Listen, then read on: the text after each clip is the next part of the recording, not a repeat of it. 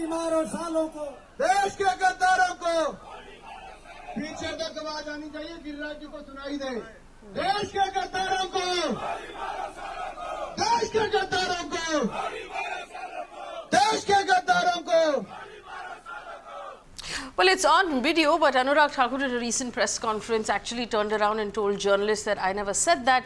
You need to check your facts, go back and check, and then come back and tell me. Now, here's the odd thing. Has it become now commonplace for politicians, sitting ministers, to completely lie, bold-faced and through their teeth, about what's already on camera? And this visual is now available for everyone to see. It has even been played in the Delhi High Court. Where does the minister get off saying, go check your facts? And why is it that the media is not being harder on him? In fact, joining me in the studio right now is the managing editor of boomlive, the fact-checking website where you can get all of your stories checked. We have Jency. Jency, thanks so much for coming in. Thanks, Faye. I know that you have at Boom spent a lot of time just looking at all of the things that have popped up around the Delhi riots, but specific to do with this particular case, you wrote a very strong story. Yeah. And quite rightly, because how can he turn around now and say, I never said it? Yeah. Yes, Faye, and if you observe, and since we've all covered press conferences before, when you ask a union minister a very pointed question, something about a hate-related speech that he said, this is the usual playbook. You ask a counter question, clearly because there is a power structure here at play. If the journalist is not very vehement about insisting his or her point, usually ministers get away. And we've seen this before. In fact, there's another video where Nirmala Sitharaman intervenes to, saying that, don't ask, I will respond, because this is not a question. This is not a forum to ask these questions. Oddly enough, you can see Anurag Thakur sitting next to her grinning. Yes, grinning, right. He doesn't look uncomfortable or sorry. Yes. He's just grinning and she says, I will take the question. I will take the We're not question. here to answer those questions at all. And the reason being that journalists sometimes, are, they don't want to call out the minister, but, full, hats off to this journalist who decided to do it, but did not do a follow-up on this. And that's the sad part, because when we heard that press conference, we were wondering, where did he get, this confidence to actually say that, get your facts right? And he's telling the journalist, you are lying. Yeah, you're lying. This is complete gaslighting, yes, right? To just turn around and, just pretend that like you don't remember any of the facts. But it's on video. It's on video. And in fact, that was his defense to the Election Commission as well. I only said the first part. I did not say the second part.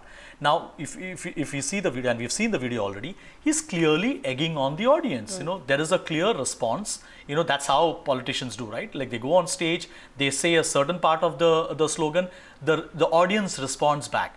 How can he say that he did not say it? And blatantly lying, and the media has been silent.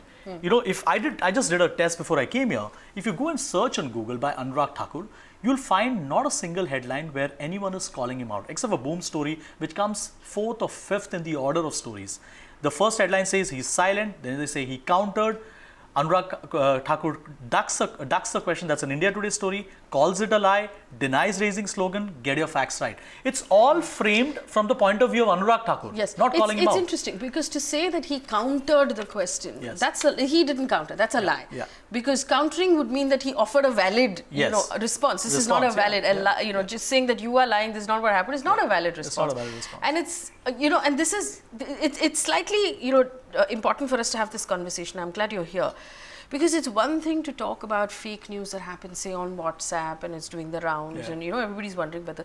But when the highest offices of our land, whether it's Prime Minister, Home Minister, Anurag Thakur is the Junior Minister of Finance. Yes. When they start doing what is effectively fake news, when, you have the Home Minister saying, "Aap chronology samajh lijiye, pehle ye aayega, fir CA aayega, fir NRC aayega." At the same time, the Prime Minister says, we've never had a conversation about this. I mean, that's fake news. Yes.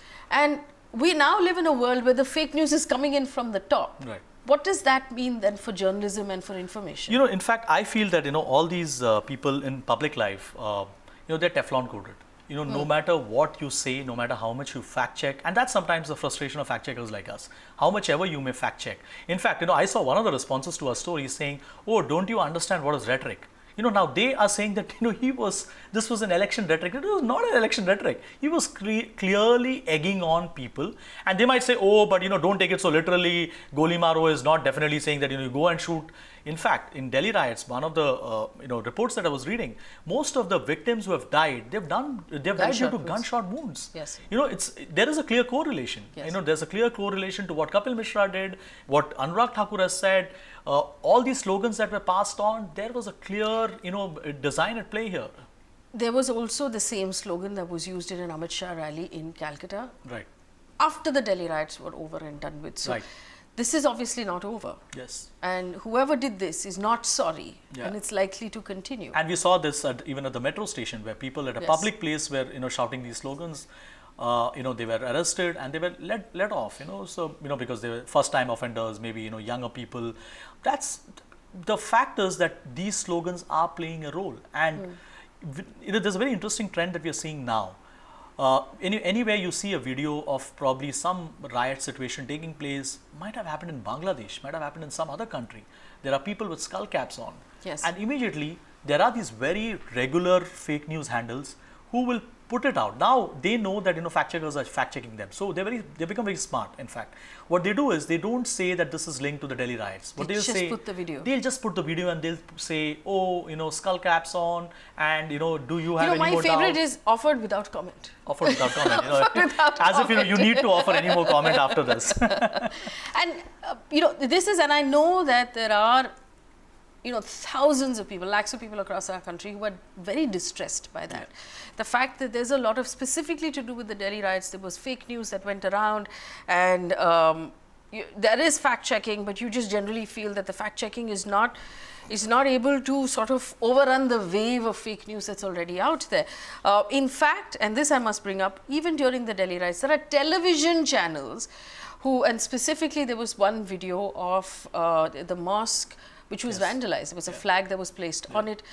There were television channels who came out and said that this is not true, this video is fake, whereas fact-checking websites like yourself went out the next day and discovered the flag was still there. It wasn't taken down till 2-3 days later.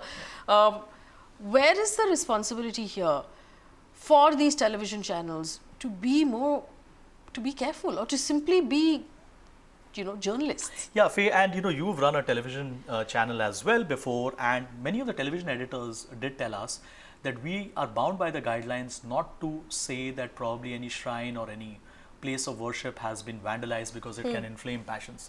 I get that point. I can understand. As an editor, I can understand. But let me explain to you. So the guidelines say very clearly that you should, so this is what it says. If you are showing footage from earlier in the day, you cannot make it seem like it's happening right now. You have to very clearly be marked the time and the date to show that this is not happening right now.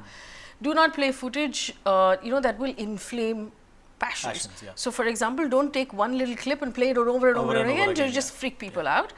And be careful about religiously sensitive information. None of that absolves what was done. That's true. That's true. And in fact, that's the reason why we sent out a reporter. In fact, it took quite a task for the reporter to reach that location. He had to, jump endless loops, get in local people to support him, to take him there, to go and see it for himself. I said we are not running the story, despite the fact that I had, that by and large we understood that the reporter who had written the story first had actually, gone and shot pictures herself. Yes. In fact, we spoke to the reporter as well, the Wire's reporter. But we took a position. We said till the time our reporter goes on the ground, sees with his own eyes, with his own eyes, clicks a picture and sends it out, and assures us as an editor to the fact that that he has seen the structure and the flag itself, we will not put out the story. Now, those are the checks that we have taken before we put out the story. To hide behind these guidelines to say that we will not put it out because it will inflame passion is running away from your responsibility to say what has happened. Not putting it out because it inflames passion is one thing, but to actually lie blatantly and say that this video is fake and this didn't happen. Now that makes you fake news. That's true. And that, you're basically pushing some sort of agenda. That is not journalism. It's very important for the audience to realize that there are no guidelines that absolve that kind of behavior. Right? That's true. And in situations where the establishment itself is constantly insisting that nothing of that sort has happened, That's where journalists come in. You know, we can't just rely on social media to put out stuff. In fact, social media has played a very important role. They have gone to places where probably journalists couldn't have reached because journalists were getting beaten up. You know, in fact, several reporters got beaten up. That's day zero. Probably on day zero, many of us couldn't reach out there. But post that, it's our job to go out there on the ground, show what has happened, and report it in a responsible manner without, you know, adding any color to it, any ideological bent to it, but just report what our reporters have seen on the ground. Even through the entire course of this Delhi riot, there was a lot of misinformation. Yes. We've just pointed out one or two instances, but there was a lot of other stuff that was happening during the riot, which I understand fact checkers like you sat through the whole thing and just kept checking facts. How dangerous is that in our day and age? In fact, you know, one story we did yesterday was about Tahir Hussein's house, and they said that some, the remains of of a lady was found, clothes were found, and so we were seeing these messages for a long time. In fact, our reporter on the ground was constantly asking the cops, you know, has there been any rape or murder of a woman? Or have you found anything out there? And the cops constantly kept on denying, but they refused to come on record, which is why we could never come out on record and say it. But what we understood is, since yesterday we saw that people were posting a picture of a minor girl who was found dead in a home in Madhya Pradesh. And this happened much before the Delhi riots took place. And then they started saying that, you know, this is the same girl who was found, you know, dead raped and murdered in Tahir Hussein's house. You know, now this is the danger that you're seeing. Yes. In fact, even there were a couple of Hindi channels who went to Tahir Hussein's house and said, oh, you know, ye kapda hai, ye ladki ka kapda mila. And there was this guy who was a supposed eyewitness who said that humne dekha, matlab khich ke leke ja rahe the ladki ko. I mean, simple questions that we can ask is, why hasn't that home been sealed off by the police? If the police has found bricks and petrol bombs at a time when Delhi is so sensitive, in an area which is so sensitive, that home should have been sealed off and sanitized immediately. Why are journalists being allowed to stomp all over the evidence and pick things up and sort of, you know, sue their own narratives around it? In fact, the sealing has happened after that. You know, after that they have put out they have cordoned the area, at least till a few days back. That was the case. And another piece of information that we saw yesterday was, an image of cops apparently helping people to get down from a structure because they were rescuing some people, and it was going around saying that cops are in fact enabling rioters to get into Tahir Hussein's house and place evidence so that, you know, that they can nail him. Now this is, you know, the fake news which is coming from, you know, probably from people who are supporting him.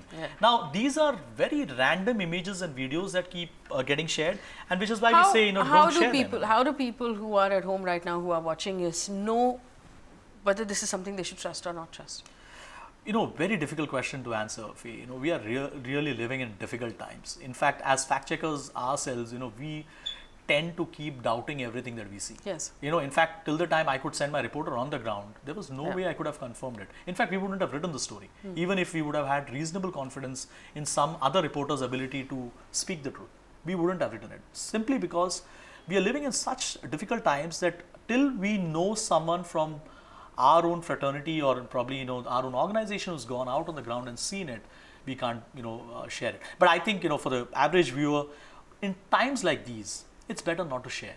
It's better not to push it forward. You know, you may think that you're doing a great service, but you're doing a great disservice, you know, to society. When you push it out on your WhatsApp groups, on your family groups, despite the fact that you may have this very deep-rooted thought somewhere, you know, that there might be something wrong with this. You know, maybe this is not true.